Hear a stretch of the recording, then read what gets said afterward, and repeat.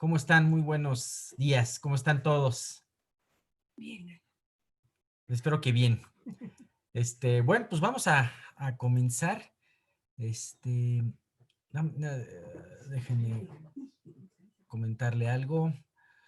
Ah, Nos quedamos, entonces, estamos viendo el Salmo 89 y nos quedamos viendo la división de los salmos, del Salmo, ¿no? El siguiente versículo, ahorita te lo digo, es el último, ¿cuál es? Es Lamentación 3:22. Ok, ese es el siguiente. Bueno, ok, pues vamos a comenzar con una oración. Vamos a comenzar con una oración para que Dios nos guíe en este tiempo, en este domingo y con esta parte que vamos a ver del estudio. Va a ser un poquito corta, pero vamos a completar la primera parte de este estudio que corresponde al Salmo 89, el versículo 1 al 4. Vamos a orar para que Dios lo bendiga. Señor, te damos muchísimas gracias por este tiempo. Te damos muchas gracias porque podemos estar contigo, Señor, listos para estas enseñanzas tan importantes de tu Salmo. Gracias, Dios, porque tú nos permites a nosotros el compartir estas enseñanzas de vida. Gracias, Padre mío, porque si algo vamos a ver en este estudio y a lo largo de este Salmo, Señor, es tu fidelidad. Te queremos pues pedir que esta fidelidad se haga patente, se siga siendo patente. Sabemos, Señor, que siempre tu fidelidad es para siempre, aún en este tiempo, Señor, en donde estamos nosotros en nuestras casas, en cuarentena, en donde tenemos, Padre mío, pues a la vista el peligro, Señor. Sin embargo, Señor, también tenemos a la vista tu gran poder y tu fidelidad. Te queremos pedir que nos fortalezcamos en este pensamiento y el hecho de ver la fidelidad de Dios y la misericordia de Dios para con su pueblo, para con David, Señor, esto nos llene de paz y nos llene de esta esperanza, Dios, de que tú siempre estás a nuestro lado y nunca nos falles. Gracias, te pedimos por los que no se han podido conectar. Tráelos rápido, tráelos pronto, Señor, que no se pierdan ninguno de los dos mensajes. Te queremos pedir también, Dios, que sea tu Santo Espíritu el que una tanto el mensaje que doy en este salmo como el mensaje que dará Miguel. Y que todo esto sea para gloria tuya sobre todas las cosas.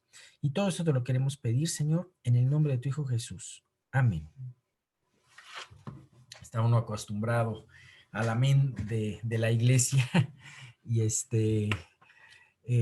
cuando uno termina la oración, pero bueno, tenemos que irnos acomodando pues a todas estas situaciones. Gracias a Dios que tenemos la tecnología para poderlo hacer, ¿no? Bien, vamos a dar un breve antecedente de lo que estábamos viendo la semana pasada terminamos, bueno, más bien comenzamos un salmo, el Salmo 89, y estos salmos de esta parte han sido muy curiosos. He de recordarles que este es el último salmo del tercer libro de Salmos. Ajá, y algo que se ha caracterizado este salmo es que ha habido una completa intervención de los cantores que designó David. Sí, tenemos por ahí un par de salmos de David que vimos anteriormente, pero también podemos ver salmos de Asaf. Aquí es donde se comprende la mayor parte de los salmos de Asaf, empezando en el 73 y culminando en el 83. Y vemos también, de nuevo, habíamos visto al principio del libro 2, salmos de los hijos de Coré, y precisamente dentro de estos levitas vemos que David, que vemos a dos personajes, Emán y Etán. Habíamos visto precisamente que ellos fueron a cantores designados por David para poder llevar las alabanzas. Y a ellos mismos Dios les permitió en diferentes partes de su vida el poder también ser inspirados para tener el privilegio de de escribir en la palabra de Dios. Qué impresionante es esto. Muy diferentes estos dos salmos, el 88 escrito por Emán y este 89. Estamos viendo y vamos a ver que este salmo es de completas alabanzas, salvo la última parte que ya lleva una lamentación. Eh, Vimos que principalmente este salmo es un salmo davídico, es un salmo que habla de este pacto de Dios con David. Ajá. Y, ¿de qué nos sirve conocer y meditar acerca de este pacto de Dios con David? Porque este pacto de Dios con David nos ha alcanzado aún hacia a nosotros. Ajá. ¿Cómo? A través de Jesús, el hijo de David o el descendiente de David.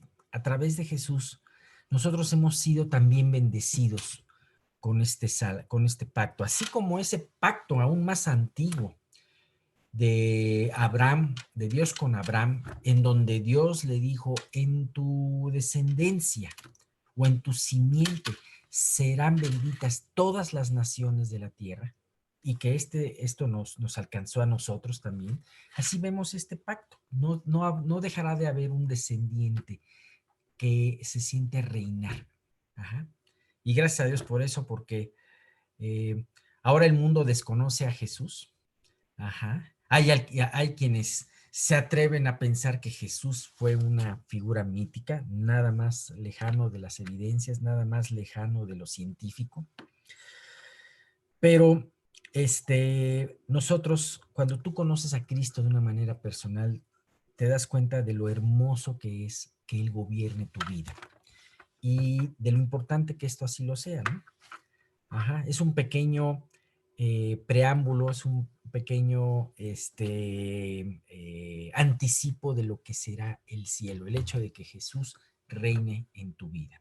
Bien, pues el salmo lo vamos a dividir en 6 partes, como ya lo habíamos dicho, y la primera parte, que es la que vamos a ver hoy, comprende del versículo 1 al 4. Habíamos visto en esta parte que el salmista en estos versículos comienza alabando a Dios por sus atributos de misericordia, fidelidad y verdad, terminando por mencionar primeramente, por primera vez, el pacto de Dios con David. Bien, entonces vamos a entrar de lleno a esta primera parte. Ajá. Estos 4 primeros versículos, los cuales voy a leer. Y hay algo muy importante. Yo tengo prendido el chat. Por favor, alguna cosa que no se entienda, alguna cosa que tengan de dudas, vamos a reservar un pequeño momento al final para poderlas responder. Ajá. Bueno, la primera parte dice, las misericordias de Jehová cantaré perpetuamente. De generación en generación haré notoria tu fidelidad con mi boca, porque dije, para siempre será edificada misericordia. En los cielos mismos afirmarás tu verdad. Y después el versículo 3 y 4 dice, hice pacto con mi escogido, juré a David mi siervo diciendo, para siempre confirmaré tu descendencia y edificaré tu trono por todas las generaciones. Bien, empezamos a hablar de algo muy importante y son 3 atributos que tiene Dios. La misericordia, hablamos de la fidelidad y hablamos de la verdad. Y constantemente en este salmo se están hablando de estos 3 atributos. Y gracias a Dios por estos 3 atributos, porque gracias a esto podemos acercarnos a Él. Gracias a estos atributos, Dios puede hacer un pacto con el hombre. ¿Te has dado cuenta lo que es hacer un pacto de fidelidad con el hombre? ¿Tú harías un pacto con una persona que sabes que te va a fallar? Bueno, yo no lo haría. Pero ¿sabes qué? Dios sí lo hizo. Y es impresionante. Vamos a ver en el próximo domingo cómo los habitantes del cielo se maravillan ante las maravillas de Dios. Y qué mejor que decir, oye, qué maravilloso es que Dios pueda hacer un pacto con un hombre de fidelidad, con un hombre que es infiel. Esto nos lleva a meditar acerca de esa misericordia de Dios. ¿Qué dice los primeros versículos? Dice, las misericordias de Jehová cantaré perpetuamente, de generación en generación haré notoria tu fidelidad con mi boca. Ajá. Bien, eh, podemos ver que en estos 4 primeros versículos son como una introducción al Salmo. Hablando un poquito de una obra musical, ¿ustedes conocen alguna obra musical como por ejemplo el Cascanueces o por ejemplo o las óperas como Carmen, ¿no? Si ustedes se dan cuenta en una obra musical, se empieza con una pieza que se llama obertura, ajá, o preludio. Y estas piezas generalmente es como un resumen de la forma melódica que va a llevar la obra. Varios temas que van a ser parte de las áreas de la obra se van se hacen en esta especie de resumen. Ajá. Y esto también lo hace este músico, ajá, Etán, para hablar de este salmo tan largo, es un salmo de 52 versículos, y ver de qué es lo que se va a tratar. Y entonces vamos a hablar de las misericordias de Jehová, ajá, de la temática de la misericordia de Dios. ¿Sabes? Hemos visto que una gran cantidad de salmos comienza de esta manera. Me recuerda ahorita el Salmo 51, en donde se habla precisamente, ten piedad de mí, ten misericordia de mí. Y así como el 51, y lo hemos hecho notar en muchas veces que comentamos los salmos, otros salmos comienzan hablando la misericordia de Dios. Dios, ten misericordia de mí. ¿Por qué? Porque hemos dicho y podemos ver en los salmos que la misericordia es el único puente que tenemos entre nosotros y Dios. ¿Sabes? ¿Por qué Dios decidió perdonarnos a pesar de ser malagradecidos? ¿Por qué Dios nos decide buscarnos a pesar de nuestra indiferencia natural hacia Él? ¿Por qué Dios ha decidido perdonarnos tan graves pecados hechos a un Dios santo? ¿Por qué Dios hace un pacto de fidelidad con un ser tan infiel como nosotros? Por su misericordia. Es la misericordia de Dios la que cambia todo el aspecto. Y además hay algo muy importante. Aquí lo dice en una forma plural, hablando de no una misericordia. Ya tuvo misericordia de nosotros y ya no va a volverla a tener. No. Las misericordias de Dios son muchas y además se renuevan día con día. Es algo impresionante. ¿Sabes? La misericordia de Dios es el motivo y la razón de esta oración del Salmo 89. Ajá. El cantar y recordar estas misericordias nos va a servir mucho, ya sea o en los tiempos de bonanza o en los tiempos de desasosiego. Fíjate, hay algo muy curioso. Este salmo comienza hablando de esas misericordias de Dios y termina haciendo una lamentación de que Dios los ha abandonado. ¿Sabes? Como vimos en el anterior salmo, hay veces que tenemos la vida de un creyente, así como la vida del pueblo de Dios, a veces ha sido de montes y de valles. Bueno, va a haber veces que pasemos áridos valles en nuestras vidas, desiertos muy hostiles. Sin embargo, qué importante es tener llena nuestra cantimplora con esa agua refrescante de la misericordia de Dios. Y no es una, sino son muchas las misericordias de Dios. Ajá. Dice Lamentaciones 3:22, esto viene mucho al caso, lo pusimos aquí en el chat, dice, por la misericordia de Jehová no hemos sido consumidos, porque nunca decayeron sus misericordias. ¿Sabes? Nosotros en la corriente eléctrica, en las casas de cada uno de nosotros, luego para las computadoras tenemos que poner algo que se llama reguladores, porque tenemos una luz, un voltaje de luz muy variable. Y entonces no le tenemos confianza a nuestra corriente eléctrica, a nuestro suministro de corriente eléctrica, entonces por eso ponemos un regulador, ¿sabes? Para la misericordia de Dios no hay un regulador, porque siempre va a ser constante. No tienes que ponerle un regulador. A veces queremos ponerle regulador, ¿no? A veces queremos decir, híjole, voy a tomar mis provisiones por si en esta situación Dios me falla. No, la misericordia de Dios es siempre continua. Imagínate tener un suministro continuo de tus servicios, de agua, de luz. que, que no se te vaya el internet. Qué maravilloso sería que no se nos fuera el internet, ¿verdad? Pero en todo eso falla. Pero lo que no falla es la misericordia de Dios.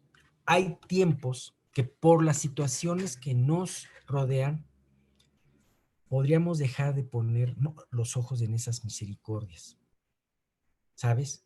Pero el hecho de que dejamos de poner nuestros ojos en las misericordias no quiere decir que las misericordias desaparezcan. Desaparecerán de nuestra vista, pero las misericordias siempre nos van a estar rodeando.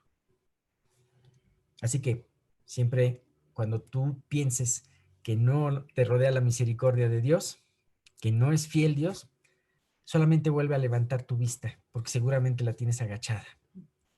Y vuelve a ver las misericordias. Bien, versículo 2. Bueno, estábamos viendo aquí el versículo 2 también. Dice, de generación en generación, esta es la parte de la primera.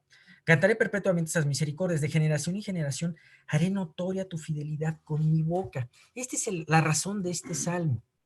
¿Sabes? Etán, a pesar de que habla de una lamentación en la parte final, habla de que no voy a dejar de hablar de esa misericordia. Y esto es nuestra obligación y nuestro privilegio. Cada uno de nosotros recibimos misericordia de Dios. Pero ¿sabes qué es lo triste? Que muchas veces estamos más habituados a la queja. Ajá. No quiere decir que no haya lamentación, alguna lamentación. Vamos a ver que este salmo tiene un sabor de alabanza y un sabor de lamentación. A veces es la vida así. Pero yo creo que es muy importante no dejar de pasar este punto. Aunque te encuentres en un valle difícil, ¿sabes? Siempre la misericordia de Dios va a estar presente. No la olvides. Y esto es algo que puedes llevar y decirle a los demás, decirle a un hermano en Cristo que está pasando por una prueba. Sí, está muy fuerte tu prueba y probablemente no te puedo aconsejar porque yo no he vivido esa prueba, pero siempre ten presente la misericordia de Dios. Ajá. ¿Sabes? Notoria tu fidelidad con mi boca. ¿Sabes? ¿No has visto que la misericordia, la fidelidad y la verdad siempre van juntas? Y aquí la fidelidad, ajá, aquí la fidelidad va muy junta, porque es precisamente por esa misericordia la que Dios nos lleva a ser, a la que lleva a ser fiel a Dios delante de nosotros.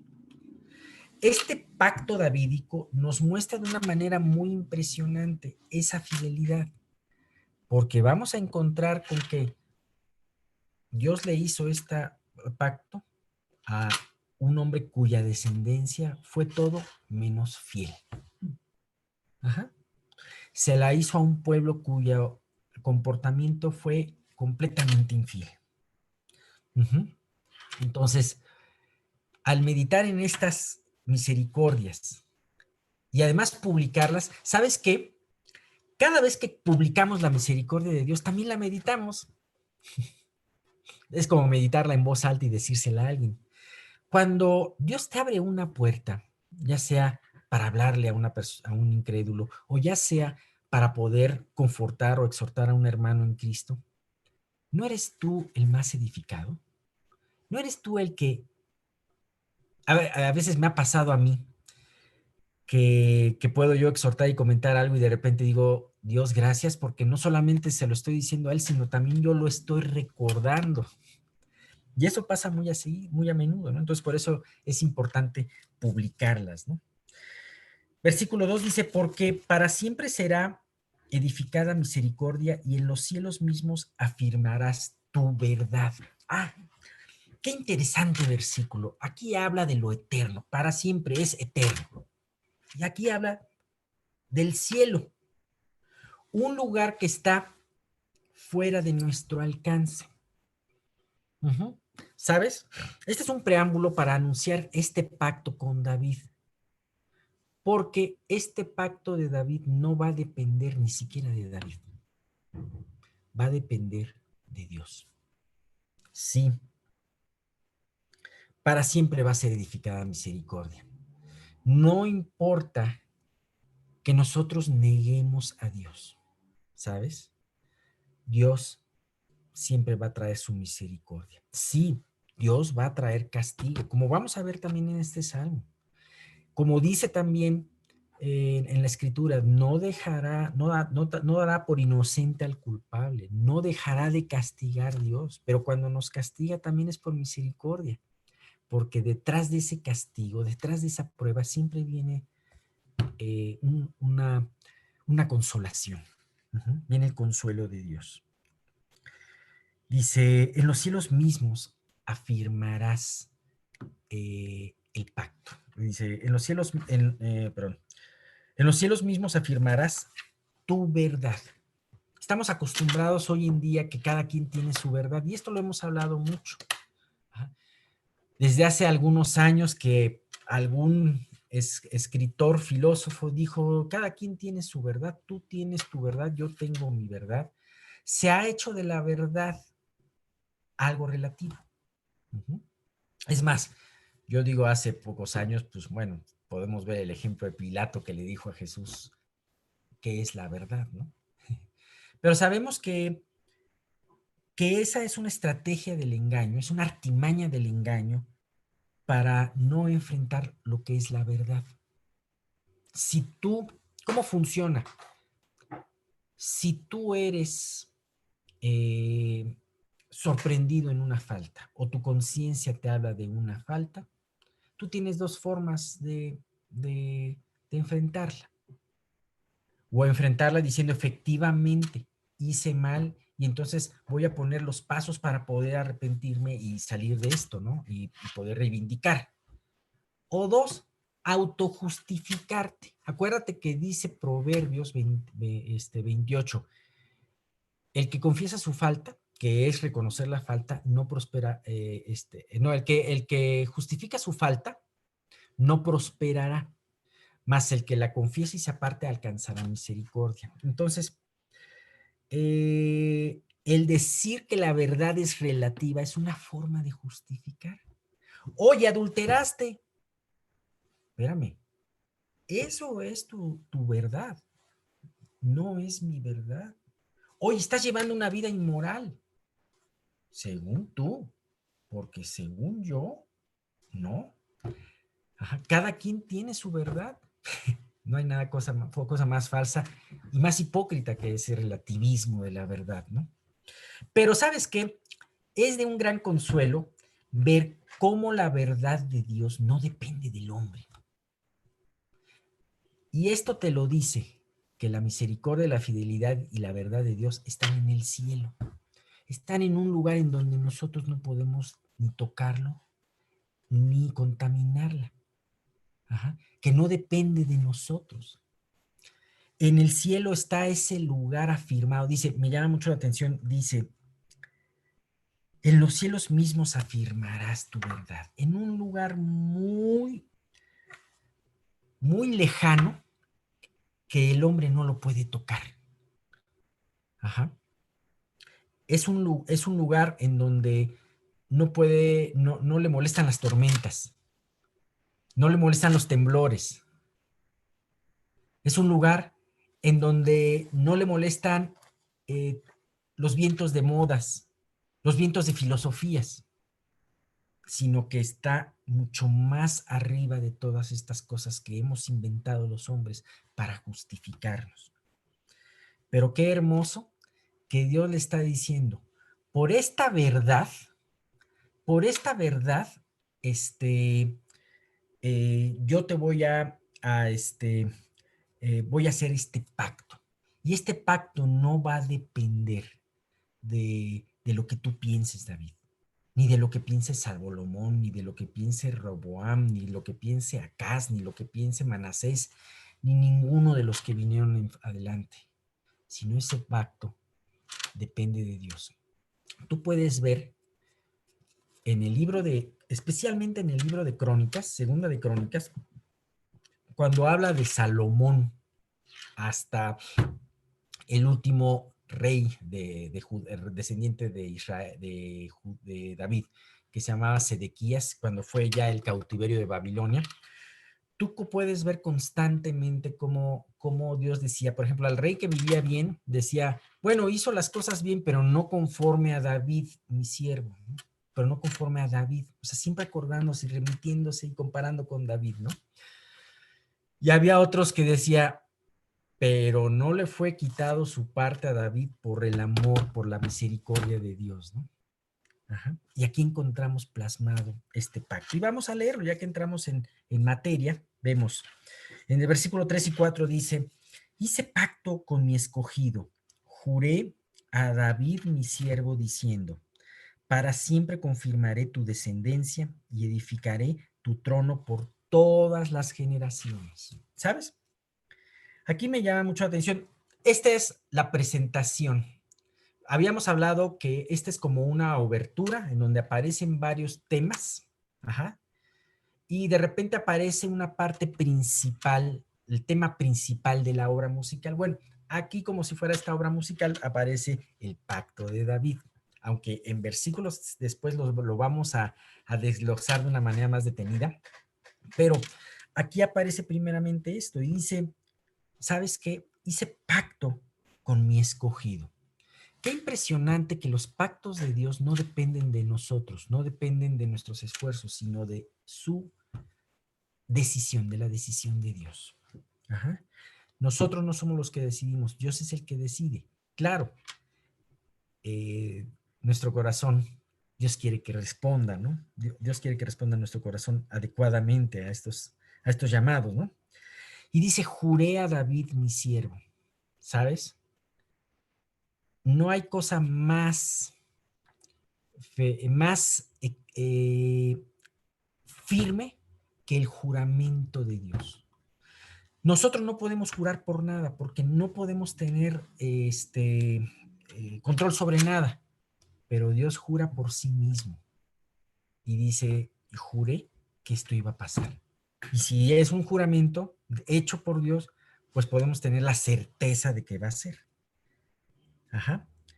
Y todo esto eh, viene, eh, les voy a compartir un versículo que es Jeremías 33 del 20 al 21. Y a mí me llama mucha atención cómo habla Dios de estos juramentos, ¿no? Fíjate, Jeremías 3 del 20 al 21. ¿Sí ¿no? Bueno, así ha dicho Jehová, si pudieres invalidar mi pacto con el día y mi pacto con la noche, de tal manera que no haga día ni noche a su tiempo, podrá también invalidar mi pacto con mi siervo David para que deje de tener hijo que reine sobre su trono, y mi pacto con los levitas y sacerdotes mis ministros. Bien, es esta forma de que Dios, podemos tener por certeza de que Dios no dejará de cumplir lo que Él promete. Todo este pacto lo podemos ver, no lo vamos a leer, sino se los dejo ahí, es en 2 de Samuel 7 del 8 al 17. Ajá. Lo vamos a retomar posteriormente, pero es precisamente lo que nos explica cómo fue hecho este pacto de Dios con David. Ajá. Y yo lo que podría decir es que este pacto, Dios se lo anunció a David cuando David tenía la intención de edificar casa a Dios. David de repente tuvo algo en su corazón y llamó al profeta. Hizo bien, primero en tenerlo en su corazón y en segundo, pues pedir consejo, ¿no? Aunque él era el mero mero del reino de Israel, pero él se apoyaba en su consejero para tomar decisiones, en un hombre que hablaba de parte de Dios. Y entonces le decía, bueno, ustedes lo van a leer, me voy a tardar más si lo leo, pero le decía, oye, quiero edificar casa a Dios. Ajá. Y le dijo, haz lo que está en tu corazón. Pero después Dios le reveló al profeta y le dijo, ve con David y dile que él no me va a edificar casa. Ahora, tenemos la historia ahí en el versículo que les di. Pero aquí lo impresionante, David tenía un corazón de edificarle casa a Dios. Y Dios le dijo, no, no vas a ser tú, pero va a ser tu hijo. ¿Y sabes cuál es la sorpresa? que Dios le dijo, yo soy el que te va a edificar casa, David. Así a veces nos pasa con Dios. Decimos, Dios, quiero bendecirte, quiero entregarte mi vida, quiero servirte. Y de repente te das cuenta que a través de las decisiones que tomas de consagración para con Dios, realmente el que resultó mayormente bendecido eres tú. Realmente Dios nunca nos fallará, porque hemos visto estos tres atributos, la misericordia, la fidelidad y la verdad. Y bien, pues vamos a terminar esta parte aquí. No sé si alguien tenga algún comentario, algo que quiera comentar. Dice Mirna aquí, 2 Corintios, porque todas las promesas de Dios son en Él sí y en Él amén, por medio de nosotros para la gloria de Dios. Bendito sea Dios por esto. Las promesas de Dios Él las cumple y son ciertas, ¿no? Entonces, podemos tener por cierto que Él cumplirá sus promesas con nosotros. Bien, no sé si alguien tenga alguna observación, alguna duda. Si no, pues terminamos con nuestro estudio y bueno, pues dejamos los micrófonos a Miguel. Gracias, Alex. Vamos a escuchar un himno. Ya se cantaron 4 y luego continuamos.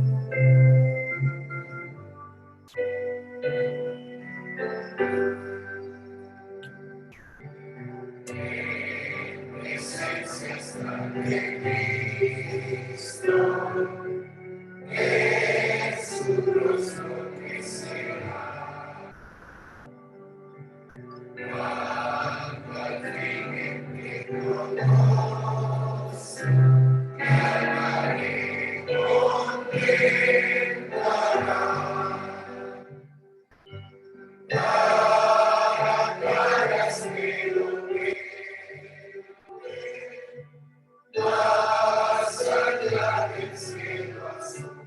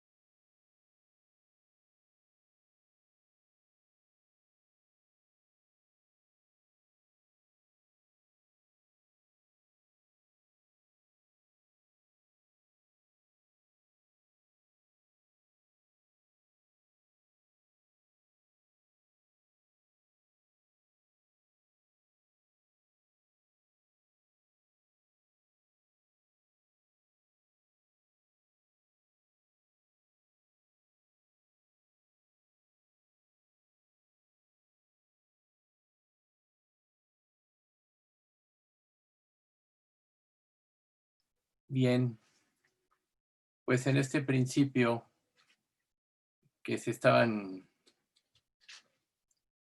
cantando en unos himnos, había muchas voces. Le voy a pedir a Oscar que la próxima vez bloquee a todos para que podamos escuchar los himnos, darles la reverencia correcta. Y ya cuando Alex esté, pues él ya empieza el estudio, ya los comentarios y saludos serán al final. Bueno, nosotros vamos a continuar con nuestra introducción a, a la armadura divina. Y les recuerdo que es muy importante esta introducción, porque no se trata de tener un estudio en sí de las iglesias de Apocalipsis, de eso en parte ya lo había dado Alex, sino de ver el enfoque de las debilidades de estas iglesias, para que nosotros los creyentes sepamos que los ataques de Satanás son en serio y que él se concentre en ello, ya no para hacer que perdamos la salvación, sino más bien para que nos desenfoquemos, que quitemos la mirada de Cristo y lo pongamos en las circunstancias, en las cosas, o caigamos en idolatría, en vanidad. Aquí, por ejemplo, en la primera iglesia que comentamos, la de Éfeso, pues ya sabemos, tenía toda su forma correcta de ser y de actuar, pero había dejado su primer amor. En la iglesia de Pérgamo había caído en un paganismo, había soportado la persecución, había soportado el culto al emperador, y bueno, a final de cuentas, había permitido o había cedido terreno en algunas áreas importantes, como la doctrina de Balaam, que prácticamente fue el que hizo descarriar a los israelitas, haciendo que se salieran de la voluntad de Dios en una falsa adoración, comiendo cosas sacrificadas a los ídolos. Entonces, esta iglesia pues también fracasó, y vemos nosotros que este mundo en el que vivimos, pues lo que glorifica es la dignidad y el egocentrismo y la realización individual, y esto lleva a la iglesia muchas veces a tomar esta actitud, cuando la verdadera función de la iglesia es la humillación, la dependencia, darle la gloria al Señor. Y ahora pasamos a la iglesia de Teatira. Recuerden, 5 de 7 habían fracasado. La iglesia de Teatira, su problema es que había tenido una actitud tolerante hacia el pecado. Por lo que el Señor le dijo: yo conozco tus obras y amor, y fe y servicio, y tu paciencia, y que tus obras postreras son más que las primeras. Pero tengo unas pocas cosas contra ti, que toleras que esta mujer Jezabel, que se dice profetiza, enseñe y seduzca a mis siervos a fornicar y a comer cosas sacrificadas a los ídolos. Entonces, la iglesia tenía muchas cosas buenas y elogiables, pero había dado lugar o se había convertido en víctima de una falsa maestra que se había disfrazado de maestra de Dios, la cual había llevado a muchos creyentes a la adoración de ídolos. Y la consecuencia de la adoración de ídolos es que llevaba a la inmoralidad sexual asociada con este culto, como el culto a la diosa Cera, que tanto se menciona en el Antiguo Testamento. Todas las sacerdotisas de la diosa Cera eran prostitutas. Entonces, cuando se empieza a tolerar el pecado, va en avance. Así como cuando nosotros nos vamos consagrando al Señor, la santidad va en avance, porque vamos creciendo en atención a lo que Dios dice, vamos creciendo en obediencia, en sumisión a su voluntad, en darle la gloria a Él. Así también en la idolatría, vamos cambiando la gloria de Dios por un culto a ídolos que pretenden tomar el lugar de Dios. Y el problema es que aquí en esta iglesia los líderes también toleraron esta doctrina.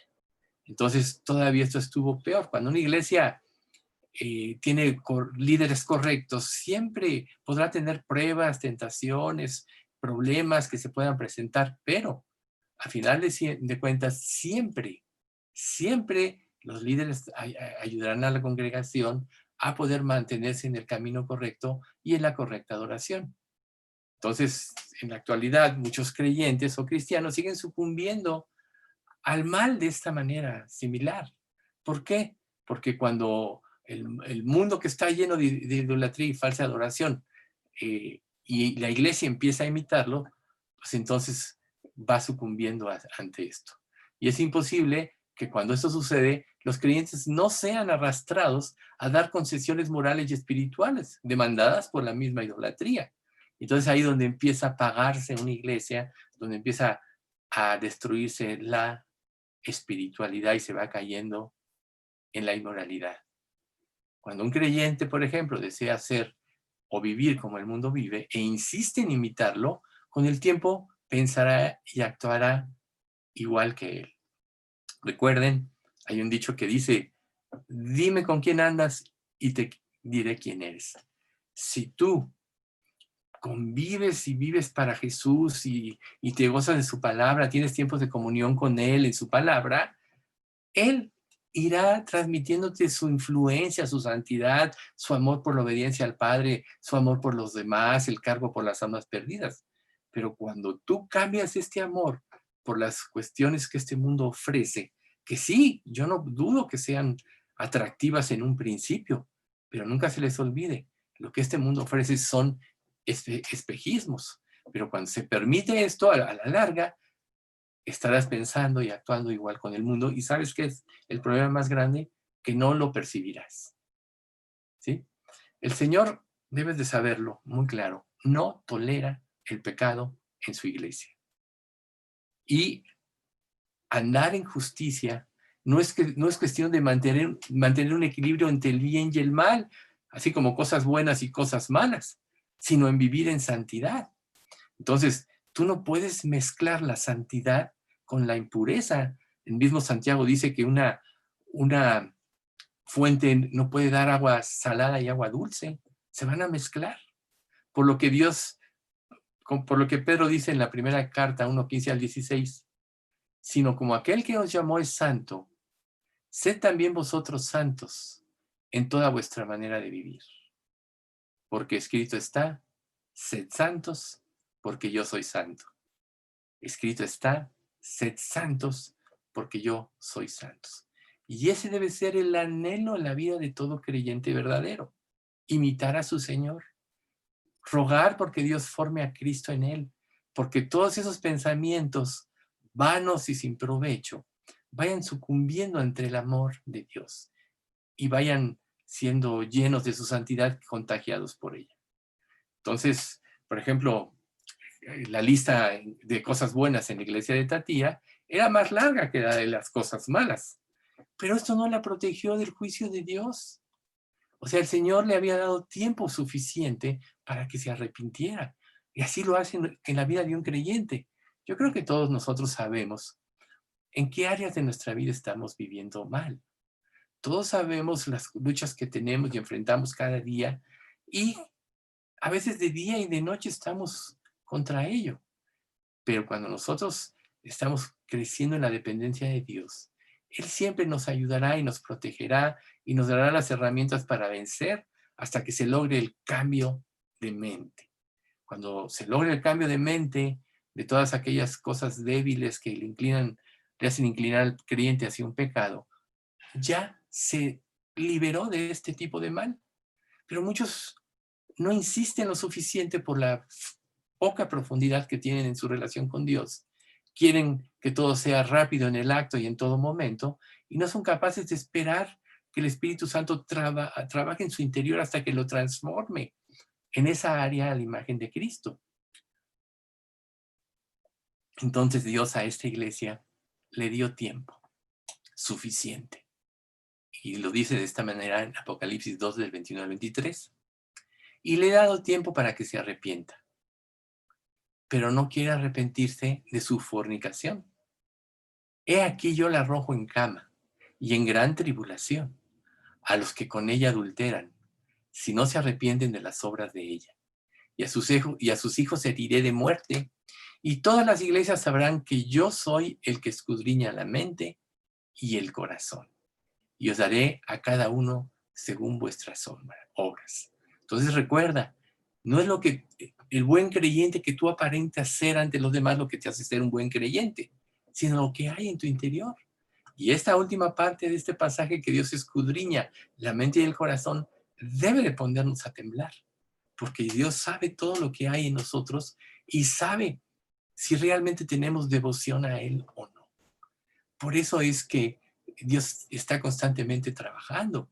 Recuerden ustedes, cuando los apóstoles convivían con el Señor, en el proceso ninguno de ellos podía comprender la grandeza de Dios, quien sanaba enfermos, resucitaba muertos, hacía que la muerte, perdón, que la tempestad se calmara en el mar, daba alimento a los 4,000, a los 5,000. No lo habían comprendido en ese momento porque sus corazones aún estaban endurecidos, pero tenían buena disposición, salvo Judas Iscariote. Todos tenían buena disposición y con el tiempo Dios pudo transformarlos a todos.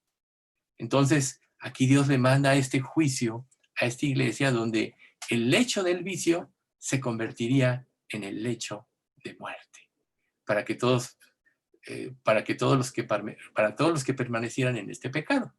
Y es muy curioso, ¿no? Porque ahora que estamos viviendo nosotros en esta época de pandemia, nosotros vemos cómo el confinamiento ha afectado a muchas personas. Un creyente puede desahogar todo en Cristo y estar en paz. Pero el mundo sin Dios está desesperado y muchos ya han violado, pudieron guardar un tiempo el ser confinados, el cuidarse, pero se aburren, lo hacen. ¿Y qué sucede?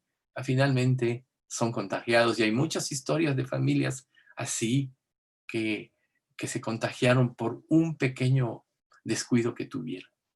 Pero esta sentencia que Dios le da, que el vicio sería convertido en un lecho de muerte, también es que este tipo de pruebas hace que aflore lo que hay verdaderamente en el corazón y muchas veces Dios ahí juzga. Aunque aquí nosotros estamos hablando de las iglesias, también para las otras iglesias era una advertencia del juicio aplicado a estos creyentes, para que pudieran saber y conocer mejor el carácter de Dios. Dios es amor, pero no tolera el pecado. Recuerden que la justicia de Dios y su amor van de la mano.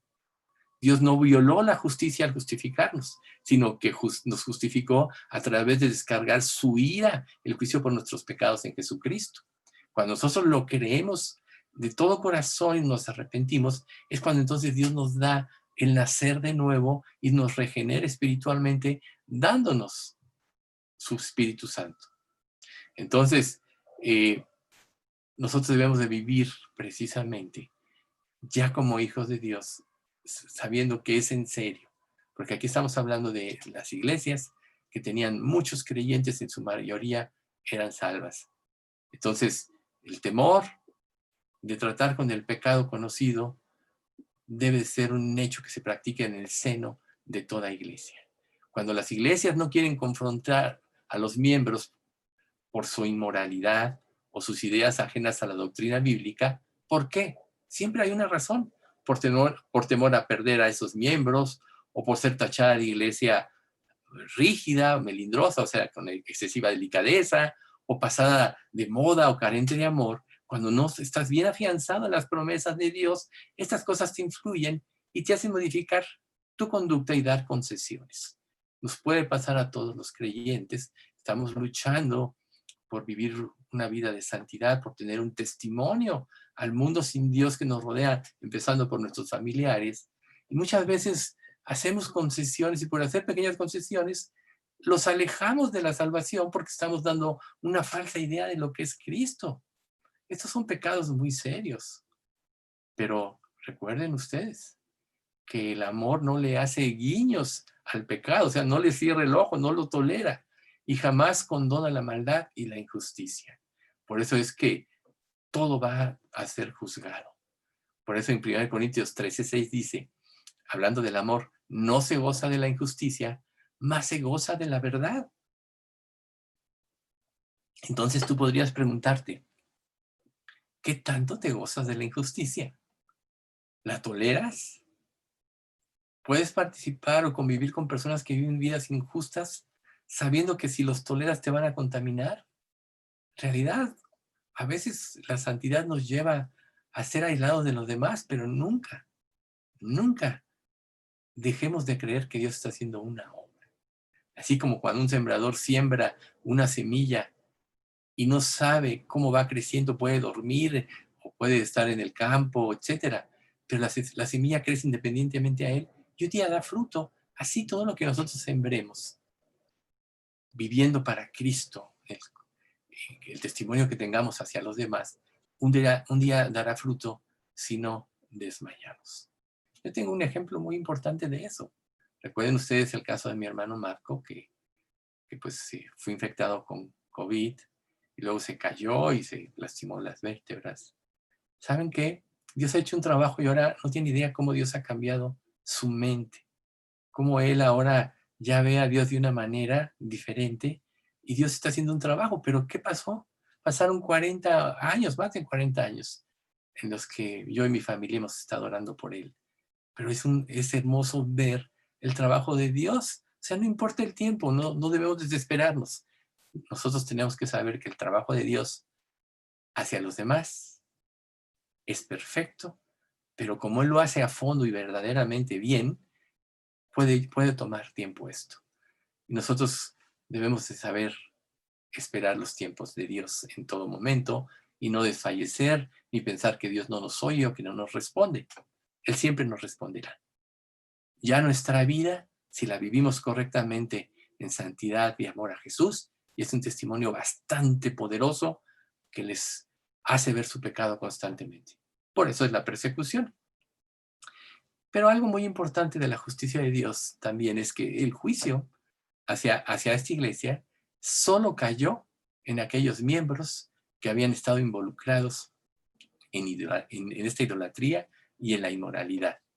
Por eso Jesús le dijo a los creyentes fieles, en el Apocalipsis 2, del 24 al 25, pero a vosotros y a los demás que están en Tiatira, a cuantos no tienen esta doctrina y no han conocido lo que ellos llaman las profundidades de Satanás, yo os digo, no os impondré otra carga, pero lo que tenéis, retenedlo hasta que yo venga.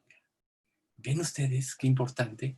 Cuando tú vives fielmente para Dios, Dios te protege, pero te pide que te guardes de contaminar tu vida de aquellas cosas que te pueden separar de Él.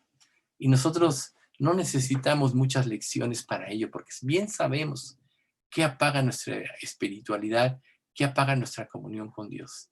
Y tenemos que aprender a dar pasos que nos permitan mantenernos en comunión con Dios.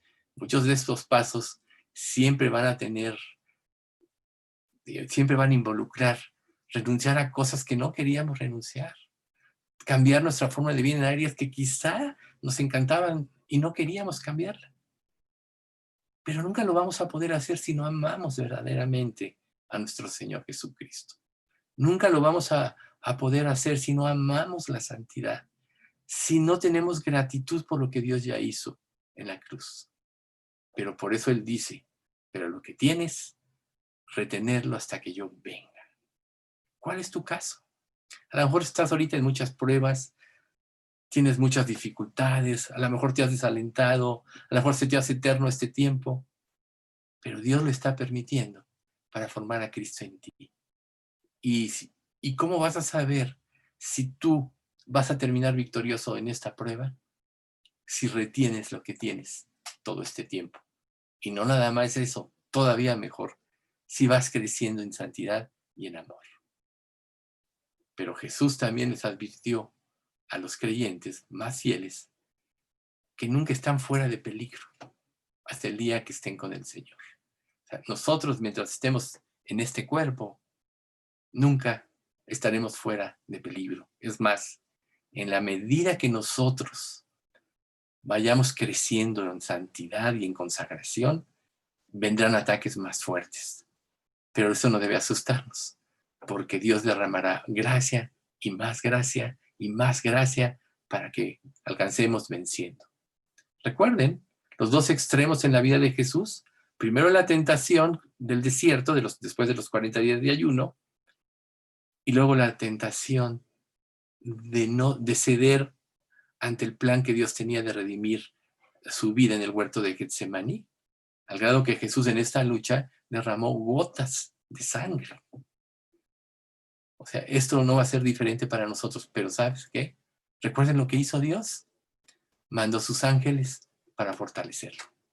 A nosotros Dios siempre que queramos hacer su voluntad, siempre de alguna manera nos fortalecerá, nos alentará para seguir en el camino y terminaremos victoriosos.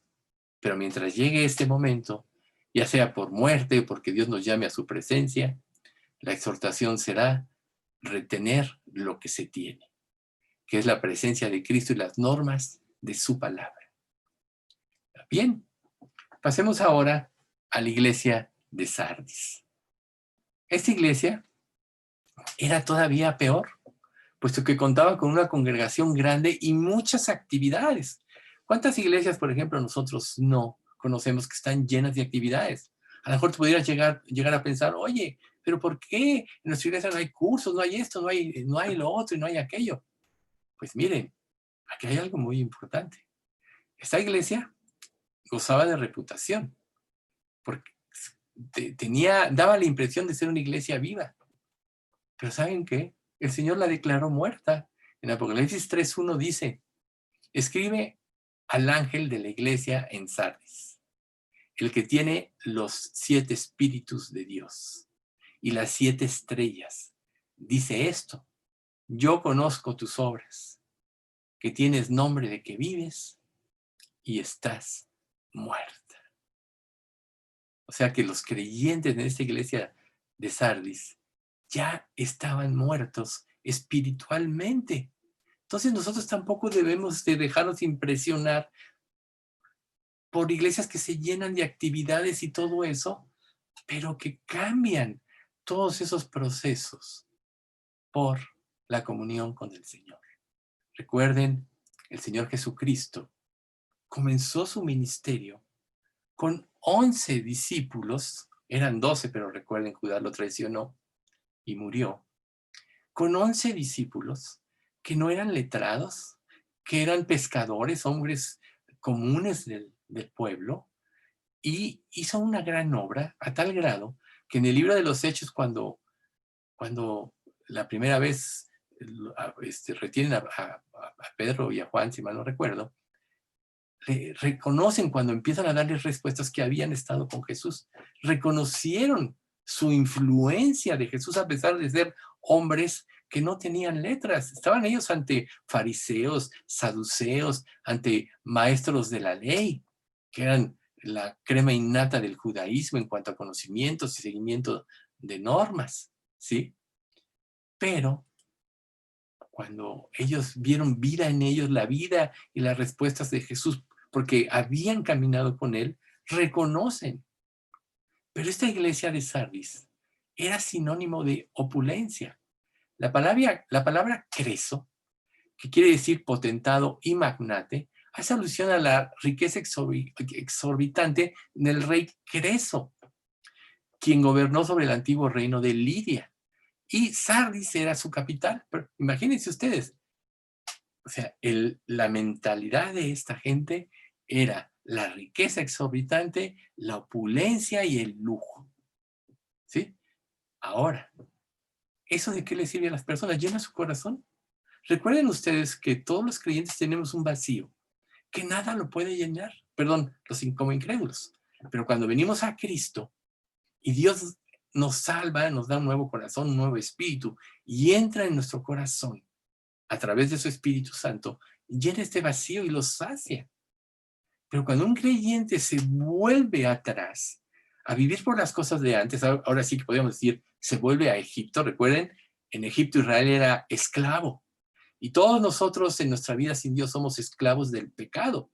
Cristo, que es el símil de pasar el mar rojo, es el nuevo nacer y nacemos a una nueva vida. El desierto es precisamente que ahí no hay nada, nada de lo que teníamos en el otro mundo. Por eso es que muchos falsos creyentes sucumbieron. Es que ya no tenemos los panes calientes, ya no tenemos los peces, las verduras, etcétera, las verduras frescas. Tenían el maná, pero era la comida correcta para el desierto. Muchos se desesperan y se vuelven atrás. Entonces, cuando hay una influencia tan grande como la de esta iglesia en Sardis, viene una presión bastante fuerte. Entonces, las actividades superficiales de la iglesia en aquel lugar no tenían la mayor capacidad para mantenerla viva espiritualmente, porque se habían dejado influenciar y habían empezado a vivir como ellos. A lo mejor ya eran aceptados ante el mundo incrédulo. Pues, ¿por qué no si viven como nosotros? Pero recuerden, vivir para Cristo siempre va a causar controversia ante el mundo incrédulo, empezando por nuestra familia. ¿Por qué? Porque la santidad de un creyente pone en evidencia el pecado de los demás. Y la primera reacción de las personas es defenderse, y por eso vienen los ataques, ¿no? Como dice 1 de Timoteo 3:12. Todo el que quiera vivir piadosamente en Cristo Jesús padecerá persecución. Perdón, 2 de Timoteo, padecerá persecución. Todo el que quiera vivir piadosamente en Cristo Jesús padecerá persecución, porque se va a enfrentar a un mundo con una mentalidad diferente e ideas diferentes de la vida. Y muchos, inclusive, van a menospreciar a alguien que depende completamente de Dios. Pero si tú lo haces a la larga, Dios te llevará de victoria en victoria, de poder en poder, y a la larga, como a los primeros discípulos que apresaron los fariseos, tendrán que reconocer que Jesús está en ti. Entonces, aquí el problema en esta iglesia es que como iglesia cesaron de existir al poco tiempo, porque no se arrepintieron. Cuando una iglesia sustituye al Señor y su obra con programas, con actividades, con ceremonias y acciones humanas, se convierte en un cadáver espiritual, a pesar de poder tener una apariencia de vitalidad. Si no tiene vida espiritual, Dios no está allí. ¿Y cómo va a poder prosperar un trabajo? No, va a acabar fundiéndose con el mundo. Recordemos, por ejemplo, a Elí, aquel sacerdote de los últimos, el último, de hecho, de la gama de sacerdotes, quien Samuel prácticamente tomó su lugar como profeta, como sacerdote, etcétera. Que él tenía hijos, y cuando viene aquella batalla en Israel y mueren sus hijos, dice, y muere Elí cuando se entera que fue tomada el arca por los filisteos, y la mujer una de las mujeres de sus hijos acaba muriendo, dice, se convierte en Icabod, ¿verdad? Dice en 1 Samuel 4:21, y llamó al niño Icabod diciendo, traspasada es la gloria de Israel por haber sido tomada el arca de Dios y por la muerte de su suegro y de su marido. O sea, Dios no habita en un lugar donde el pecado rige y donde las personas no tienen ya intención de cambiar, sino que se funde con el mundo. Y es precisamente lo que le pasó a esta iglesia. Cuando en una iglesia hay falta de amor, la inmoralidad, el ritualismo hueco y la complacencia se apoderan de ella, el resultado es ausencia de vida espiritual. Ausencia de vida espiritual. Entonces ya no hay conversiones, ya no hay más que rituales que mantienen a una iglesia y pueden mantenerse así por décadas. Por eso es que los contados en Sardis, todos los creyentes, no habían manchado, de todos los creyentes había algunos que no habían manchado sus vestiduras. Y fueron animados por el Señor con la promesa de que un día andarían con Él. Y aquí la pregunta es, ¿cómo estás tú caminando en esta vida? Nos deberíamos hacer todos esta pregunta. ¿Cómo estamos caminando? Hemos permitido cosas que afectan nuestra santidad, que tuercen lo que es el verdadero testimonio al mundo de lo que es Jesucristo. Pero si tú eres fiel y no has manchado tus vestiduras, Dios tiene esta promesa, que es el Apocalipsis 3, 4 y 5.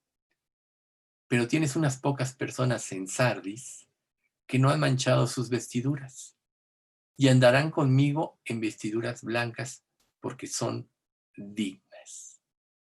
El que venciere será vestido de vestiduras blancas y no borraré su nombre del libro de la vida. Y confesaré su nombre delante de mi Padre y delante de los ángeles. El que venciere, no borraré su nombre. Nosotros sabemos que una vez que se da la salvación, no se pierde. Que muchos que caminan en un tiempo en la vida cristiana y luego vienen pruebas y se alejan, como la semilla que cayó en tierra con poca profundidad, pero el verdadero creyente puede caer, puede pecar, pero siempre va a regresar a su Señor. Y Dios, el día de su regreso, lo confesará delante del Padre. Imagínense, si Dios escudriña la mente y el corazón como nosotros veíamos, ¿qué va a suceder cuando estemos ante Dios? En 1 de Juan dice, amados, permaneced en Él, para que cuando se manifieste, no salgamos avergonzados. O sea, pudiera ser que tú hayas permitido cosas en tu vida que deshonren a Dios y Dios te lo haga ver. Recuerden, la salvación no se pierde, pero tú podrás ser salvo aún como por fuego si no viviste para Cristo. Pero si viviste para Él y lo honraste, Él gustosamente te confesará delante del Padre. Entonces, este pequeño remanente fiel impidió que la iglesia como un todo perdiera su candelero y quedara en el olvido. Hubo pecados, pero hubo un remanente fiel. Entonces, nosotros podemos aprender de aquí que hay ataques fuertes. A veces es muy fácil hablar de los ataques cuando no los estamos teniendo, pero conocer y vivir son dos cosas diferentes. Y cuando lo vives es cuando vienen las mayores tentaciones y cuando se manifiesta realmente tu carácter. Por eso Dios quiere que nosotros desarrollemos este carácter cristiano, porque ninguno de nosotros sabe qué va a pasar el día de mañana. Una de las cosas que viene adelante en la iglesia de este mundo es la persecución. Ya está sucediendo en otros lugares del mundo. En nuestra iglesia todavía podemos estar tranquilos en este país, pero recuerden, ahora con esto del confinamiento, como ya no se permite las reuniones de iglesias y todo, ya mientras esté esto no podemos reunirnos. Claro, gracias a Dios por la tecnología que se puede usar para la gloria de Dios y podemos vernos, podemos de alguna manera reunirnos. Pero ¿saben una cosa? Llegará el tiempo en que los creyentes tengan que volver a tomar sus estudios a escondidas, en privado, como podemos ver que pasa en ciudades como Corea del Norte, que si alguien detecta que eres cristiano, vienen por ti.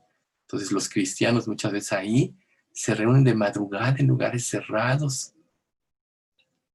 Eso es lo que viene después. Y si tú no desarrollaste un carácter, vas a sucumbir. Muchos en la tribulación van a sucumbir porque prefieren salvar su vida que confesar a Cristo. Pero el que lo niegue será negado delante del Padre y de sus ángeles. Y bueno, nosotros vemos que hay una iglesia que es la última, que es la peor de todas. La iglesia de la Odisea. Esta iglesia no tenía una cosa digna de elogio. Ni siquiera contaba con una apariencia superficial de vida espiritual. Sus miembros eran completamente indiferentes a las cosas del Señor. Por lo que el Señor les dice en Apocalipsis 3, 15 y 16, yo conozco tus obras, que ni eres frío ni caliente. Ojalá fueras frío o caliente. Pero por cuanto eres tibio y no frío ni caliente, te vomitaré de mi boca. La indiferencia es una enfermedad espiritual que parece inofensiva y que muy probablemente haya acabado con la efectividad de creyentes en esta iglesia más que en cualquier otra. Los cristianos de la Odisea se identificaban con una iglesia, pero no tenían parte alguna en las cosas del Señor. Ellos decían, en el pasaje del 17 del capítulo 3, Dios les dice, porque tú dices, yo soy rico y me he enriquecido, y de ninguna cosa tengo necesidad, y no sabes que tú eres un desventurado, miserable, pobre, ciego y desnudo. O sea, Jesús denuncia lo que ellos pensaban, lo que ellos decían, y su autosuficiencia, su amor a ellos mismos, por lo cual habían abandonado por completo el amor de Dios. La complacencia indiferente e hipócrita es algo más nauseabundo para el Señor que la inmoralidad abierta. La hipocresía, Dios la abomina. El corazón frío es el que el Señor busca cortejar, por ejemplo, y atraer con su amor y gracia. Mientras que el corazón caliente es el que se acoge en su regazo, el que ama al Señor y todo lo descarga en Él. Como Jesús dijo, venid a mí los que estáis trabajados y cargados y yo os haré descansar. Pero el corazón tibio para Dios es repugnante. Y Él lo vomita de su boca con aversión total. Por eso en el Apocalipsis 3:16 dice, pero por cuanto eres tibio y no frío ni caliente, te vomitaré de mi boca. ¿Ven ustedes qué duro? La iglesia de la Odisea era del todo hipócrita. Era esa clase de iglesia postiza, que en realidad no es una iglesia. La iglesia liberal de hoy en día, por ejemplo, es la que se llama a sí misma cristiana y al mismo tiempo niega la deidad de Cristo y su sacrificio expiatorio. ¿Por qué?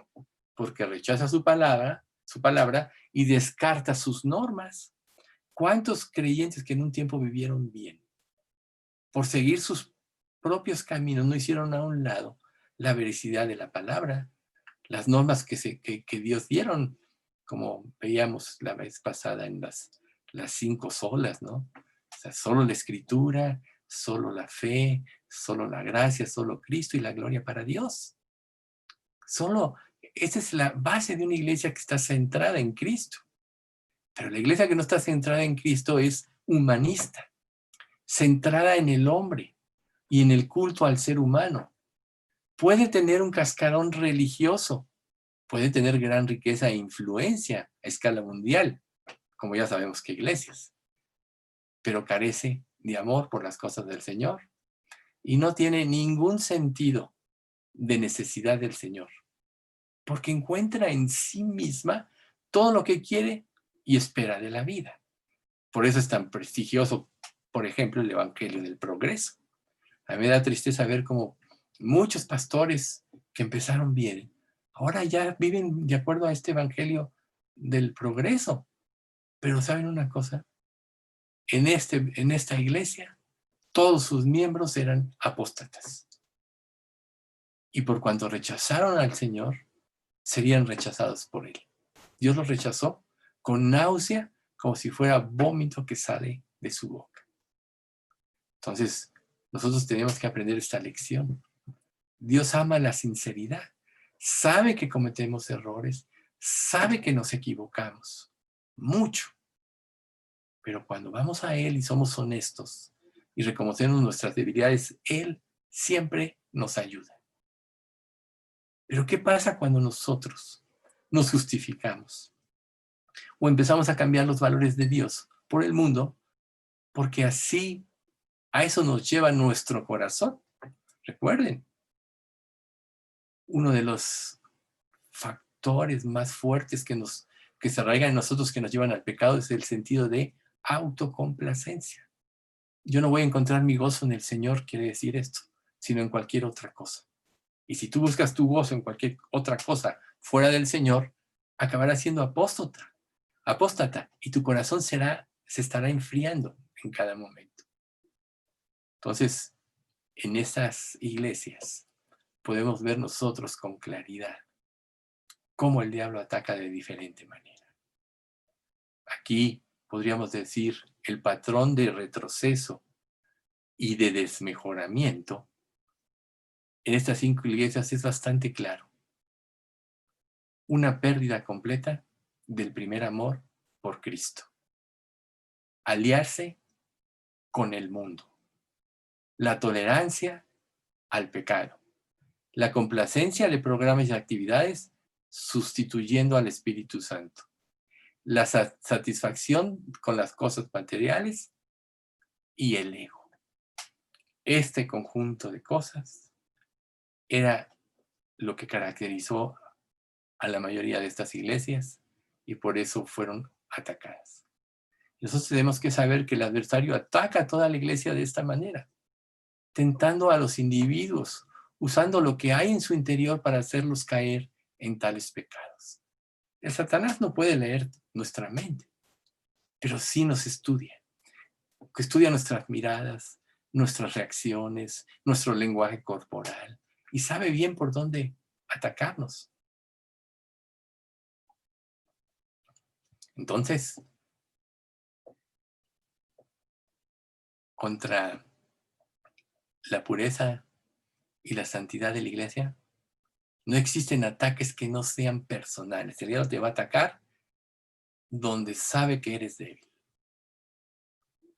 En aquellas áreas que atentan contra nosotros y contra los demás en cada congregación. Este tipo de ataques pueden verse con toda claridad en la experiencia de Pedro. Pedro, recordemos, lo dijimos la vez pasada, confiesa a Cristo, el primero que lo confiesa como el Mesías, como el Hijo de Dios, y adelantito lo trata de evadir, de enfrentar la muerte cuando él les empieza a declarar que moriría en una cruz. Y Cristo tiene que decirle, apártate delante de mí, Satanás, porque me eres tropiezo, porque no pones la mira en las cosas de Dios, sino las de los hombres. Pero lo interesante es que más adelante, Pedro mismo, quien sufrió todos estos embates del diablo, él dice en 1 Pedro 5:8, sed sobrios y velad, porque vuestro adversario, el diablo, como león rugiente, anda alrededor buscando a quien devorar. Y nos da la solución en el 9, al cual resistís firmes en la fe, sabiendo que los mismos padecimientos se van cumpliendo en nuestros hermanos en todo el mundo. Pero aquí el punto es, vuestro adversario, el diablo, anda como león rugiente alrededor buscando a quien devorar. ¿Vamos a tener ataques? Sí, Cristo los tuvo. La manera de prepararnos es ahora, en santidad, en dependencia de Dios. Podemos tener tentaciones, podremos caer, pero siempre debemos devolvernos a Dios. Y mientras más nos nutramos de la palabra de Dios, más elementos habrá en nuestra mente para contrarrestar estos ataques, como Jesús mismo lo hizo en la tentación en el desierto. El diablo escogió qué versículos usar para hacerlo caer, pero Jesús, que conocía profundamente la Escritura, con la misma palabra, le manifestó su error o su ataque. Pablo también estuvo consciente de esos ataques. Él en 1 Tesalonicenses 2:18 dice, por lo cual quisimos ir a vosotros, yo, Pablo, ciertamente una y otra vez. Pero Satanás nos estorbó. ¿Ven? Claro que él se opone a que cumplamos la obra de Dios. Para Satanás, un creyente entregado es un verdadero problema para él, es un verdadero enemigo eficaz que puede quitarle muchas almas. Recuerden, cada persona que se convierte ya no le pertenece a Satanás sino a Dios. Y él trata de retenerlos más que se vayan con él al infierno. Pero un creyente que se funde con el mundo, que se asimila a la manera de pensar de esta vida y de este mundo, de él no se ocupa tanto. Por eso puede no tener persecución, quizá ni lo moleste, porque no es un testimonio verdadero. ¿Sí? Entonces nosotros tenemos que reconocer las estratagemas destructivas de Satanás. Por eso es que Pablo termina esta carta dando ánimo, esa carta de Tesalonicenses dando ánimo a la iglesia, como un apercibimiento a los hermanos, o sea, como alertando a los hermanos y hermanas de aquel lugar que como el diablo atacó a Jesús y ha atacado a muchos creyentes, así lo hará también con nosotros y en nuestra iglesia. Entonces aquí vamos a terminar este estudio. Vamos a entonar el último himno. Después voy a orar y después damos atención a las preguntas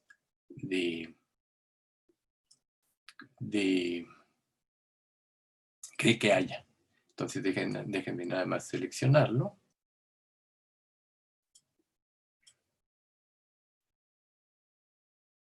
Y mientras empieza el himno, les recuerdo, el próximo domingo vamos a poner los himnos, pero vamos a bloquear todos los micrófonos porque en realidad hubo muchos problemas.